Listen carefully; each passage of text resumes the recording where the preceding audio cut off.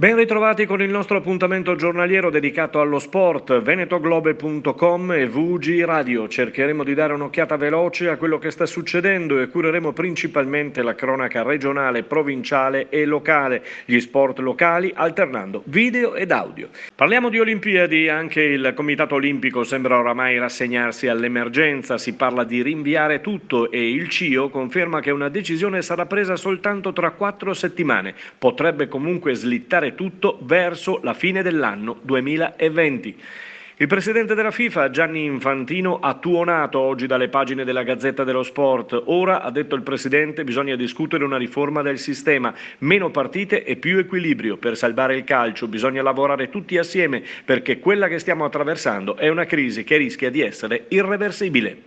Le squadre italiane stanno aspettando di tornare ad allenarsi e ritornare a giocare. Ad Appiano Gentile, nel ritiro dell'Inter, è rimasto solo Eriksen, ritiro personale per lui con doppi allenamenti, chat e pasti da solo, videochiamate alla famiglia. Tutto per ritrovare al più presto il giocatore voluto da Conte. Al Milan si parla di Paquetá, da cui ci si aspetta una svolta, oppure sarà un problema vero e proprio. Alla Lazio ci si è arresi, niente allenamenti e attesa ora per capire e sapere quando si potrà tornare in campo. Per le nostre cronache cominciamo dalla pallavolo femminile, in questo caso all'Imoco non si parla, bocche cucite, ma voglia di andare al parco a prendere il sole. Nei giorni scorsi, come ha raccontato Kimberly Hill al Portland Tribune, le giocatrici sono state viste al parco e la polizia ha controllato i documenti, sgridato le giocatrici ed invitate a salire a casa. Sempre con i colori dell'Imoco, il super tifoso Paolo Sartori, conosciuto come Paolone, è stato ricoverato in ospedale, lo sapete, colpito da coronavirus. Arrivano per lui saluti da tutte le squadre avversarie e da ogni parte del mondo dove l'Imoco si è fatta conoscere con i suoi tifosi. Pro 14 bloccato e sospeso per il rugby fino a data da destinarsi, cancellata la finale di Cardiff prevista per il 20 giugno. Oggi sulla stampa locale parla il presidente Amerino Zatta del Benetton, che ammette che la società avrà perdite ingenti che potrebbero ripercuotersi in futuro. Ora i Leoni sarebbero anche fuori dalla Champions. Passiamo al basket. In casa TVB De Longhi Treviso si attende di sapere e conoscere come si andrà a chiudere questa sfortunata e strana stagione agonistica. In Lega comunque stanno ancora pensando a come finire il campionato e assegnare lo scudetto. La TVB dal canto suo ha spostato gli allenamenti e pensa al momento solo alla salute. Anche la Rucker Sandve, militante in Serie B, che è ferma naturalmente in attesa di ripartire, ci si augura al più presto. Siamo andati proprio in casa Rucker e abbiamo registrato questo messaggio. Ciao a tutti, vi mando un video da solo anche perché la videochiamata con Amos doveva essere un'intervista a due. Non è andata come pensavamo, siamo due scarsi tecnici e quindi niente, colgo l'occasione per mandarvi un salutone, per dirvi di stare a casa, per dirvi di continuare ad allenarvi anche nel massimo che potete. Io lo sto facendo col programmini del nostro super prof, che tra l'altro oggi è il suo compleanno, salutiamo Luca Bolletta, e vi mando un abbraccio grande, mi mancate tantissimo tutti, squadra, compagni che ci sentiamo poi regolarmente, e tifosi, e vi ricordo di rispettare sempre le regole per risolvere il prima possibile questo grandissimo problema. Un salutone, ciao ciao.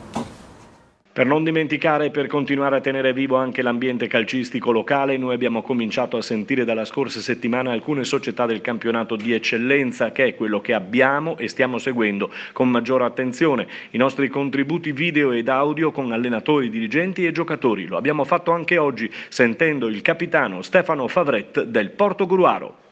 Ciao Mirko, allora tutto bene? In questo momento sono a casa con la mia famiglia, e sono a casa da lavoro da 10 giorni, è un po' per scelta mia perché ho preso delle ferie, adesso attualmente l'azienda è chiusa e quindi mi sto godendo la famiglia, visto che da quando è nato mio figlio 9 mesi fa, tra lavoro, allenamenti e partite ci siamo visti poco e niente, probabilmente ha realizzato adesso di avere un padre. Quindi nonostante questo virus, la possibilità di stare un po' in famiglia, insomma, mi dà sollievo. Innanzitutto spero che che questo momento passi in fretta e dal punto di vista calcistico spero che si possa tornare ad allenarsi il prima possibile perché vuol dire che l'emergenza è passata. È chiaro che non voglio illudermi, però spererei che per metà aprile, dopo Pasqua, ci fosse la possibilità di tornare a allenarsi. È più un sogno. Spero si realizzi, insomma. Non mi sono posto una data, nel senso che sarebbe bello ripartire e anche finire tardi, nel senso giocare giugno, per me anche a luglio, però sarebbe bello finire il campionato, eh, sia per gli investimenti che fanno le squadre, le società, i presidenti, e sia anche per noi giocatori, perché mancano 8 giornate. E, insomma, sarebbe brutto che il campionato finisse in questa maniera. Quindi, quindi spero che anche tirandola per le lunghe, insomma, si possa riuscire a finire questa stagione. E con questa intervista termina qui il nostro consueto e giornaliero appuntamento informativo sportivo. A domani!